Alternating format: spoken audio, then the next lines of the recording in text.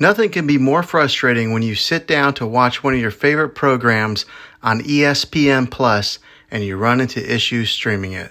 Well, in today's tech video, I'm going to show you how to fix the ESPN Plus app on your smart TV.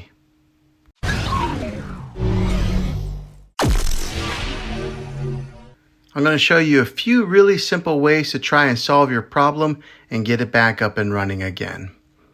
The first one, it's the easiest one to try, and that's to unplug your TV from the wall outlet and wait 60 seconds. Now don't be impatient here, wait the whole 60 seconds, then plug it back in. This is very different from turning your TV on and off with your remote control.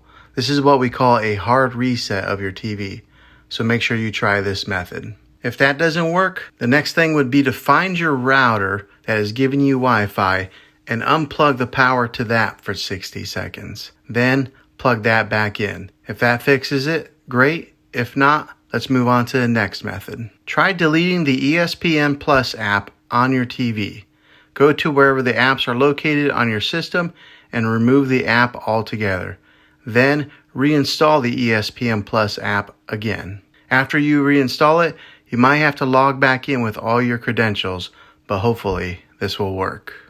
If this doesn't work, then I recommend buying an affordable Roku stick or Amazon Fire Stick. Plug that into your TV and use that as your main streaming player. You'll be able to access ESPN Plus that way. I'll put links in the description down below of where you can get one. Well, hopefully this video was helpful to you. If it was, throw a thumbs up on it. Go ahead and subscribe to my channel. I make tech videos all the time, and I would love to have you back in the next one. Take care.